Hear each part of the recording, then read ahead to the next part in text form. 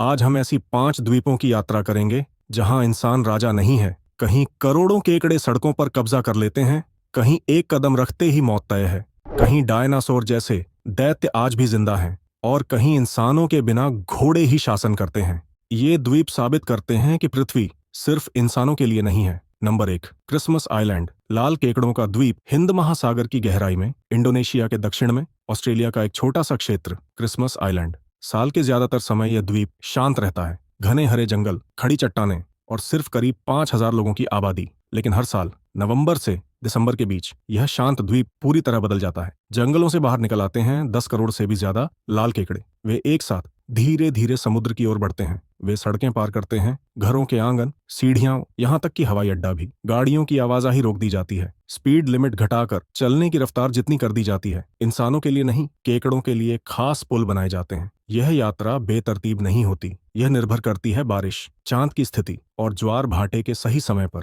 क्योंकि मादा केकड़ों को समुद्र में अंडे देने होते हैं। अगर यह यात्रा असफल हो जाए तो नई पीढ़ी का अस्तित्व खतरे में पड़ जाता है।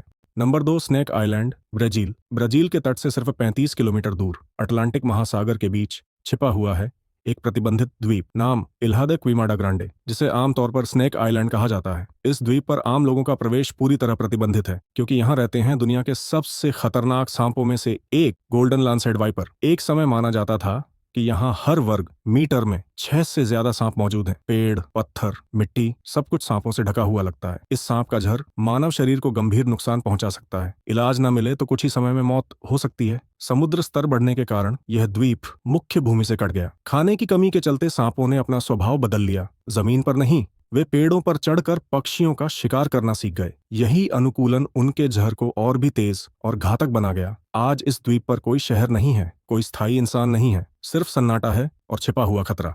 नंबर 3, कोमोडो आइलैंड, नजा, इंडोनेशिया। इंडोनेशिया के असंख्य द्वीपों के बीच एक ऐसा द्वीप है जहां इंसान नहीं, शिकारी ही सबसे बड़ा शासक है। नाम कोमोडो आइलैंड। यहीं रहते हैं दुनिया के सबसे बड़े जीवित छिपकली, कोमोडो ड्रैगन। यह जीव लगभग 3 मीटर लंबा और करीब 90 किलो वजनी होता है।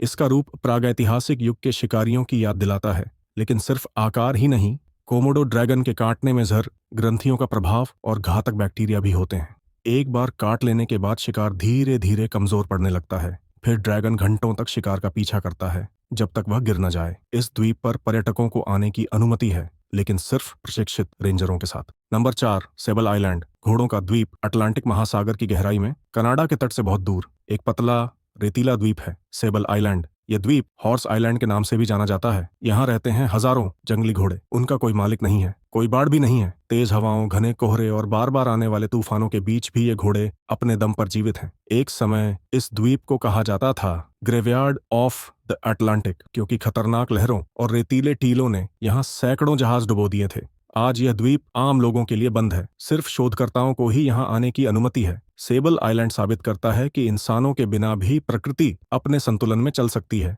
नंबर 5, फाद्यूथ शेल आइलैंड, पश्चिम अफ्रीका के तट पर, सेंगल के पास एक अनोखा द्वीप स्थित है। नाम है फाद्यूथ, जिसे कई लोग शेल आइलैंड के नाम से जानते हैं। यह द्वीप मिट्टी से नहीं बना है, यह बना है हजारों, लाखों शंख और सीप के खोल से। सदियों से इस क्षेत्र के लोग समुद्र से भोजन इकट्ठा करते रहे। खाने के बाद फेंके गए खोल धीरे धीरे जमा होकर समय के साथ एक पूरा द्वीप बना देते हैं। आज यहाँ लोगों का निवास है। घर, सड़कें और यहाँ तक कि कब्रिस्तान भी शंख और सीप के खोल पर बने हैं। सूर्यास्त के समय सफेद खोल सूरज की रोशनी को परावर्तित करके द्वीप को एक शांत, दमकती हुई सुंदरता देते हैं। पृथ्वी सिर्फ इंसानों के लिए नहीं बनाई गई है। कुछ जगहों पर प्रकृति अभी भी शासन करती है, और उन जगहों पर इंसान शासक नहीं, बल्कि सिर्फ एक अतिथि है।